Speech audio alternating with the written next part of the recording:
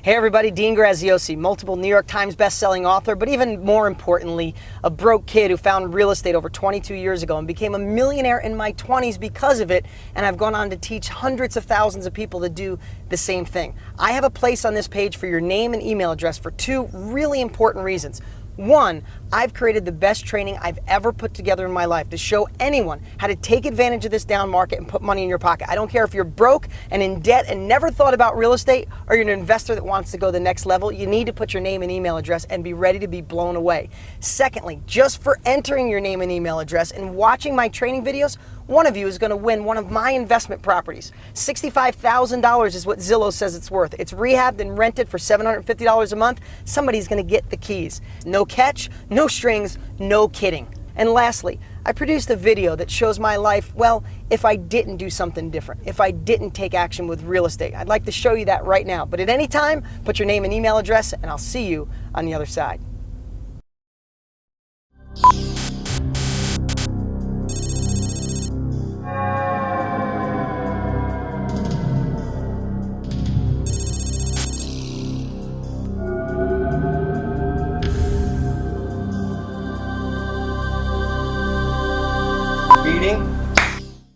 Is this thing on? Are we ready? Yeah, I guess I'm getting paid $100 for some alternative lifeline or something. Hey, I could use the $100.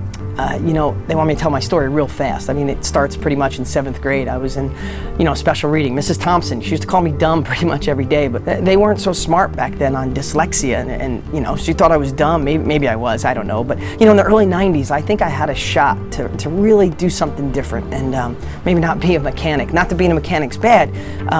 I was going to get into real estate because I saw all the people in my little town with money were in real estate. So I got excited, but then my sister, who I trust, she sat me down and she said, "Dean, stop being a dreamer, stick with what you know." But I'm a little stubborn, so I went and got a book anyway. And I started reading. I was pretty excited about real estate, but then my dad saw the book and he sat me down. It was pretty similar, except he said, "Those people started with money and probably a college education, and you don't have money. You can't do it." But I have to tell you, I was still a little bit on the fence, but then I saw all the news. We were in a down real estate market. I mean, you look at, I kept this through the years. This is an actual New York Times from the early 90s. It said, big slide in housing prices, latest worry on Wall Street. And they were all over the headlines. So that's when I decided to stick with what I knew. Life's not that bad. I've gotten some raises through the years. I had really good health insurance, but my boss, who's in the other room right now, things are tight, so he had to take back the health insurance. My wife and I got a nice little house. I mean, I probably have 100 years worth of payments on it, but it's okay. I think some of the things I might regret is that, I just thought there was more for me after school. I really thought I could be something.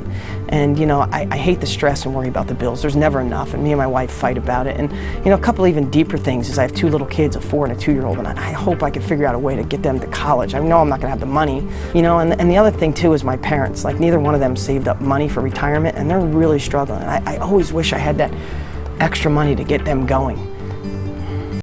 The heck with that. Hey everybody, this is the real Lien Oktibbeha in present time, not an alternative timeline.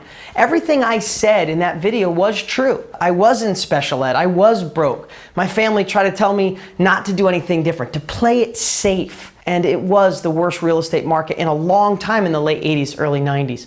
But you know what? I made a decision, one that you can make today. I made a decision to not listen to everybody else. So I went for it, and I became a millionaire in my 20s because of real estate. I retired both of my parents. My 2 kids are never going to have to worry about money or where the economy goes or what college they go to. I live in the house of my dreams, and I don't stress about money anymore. I don't work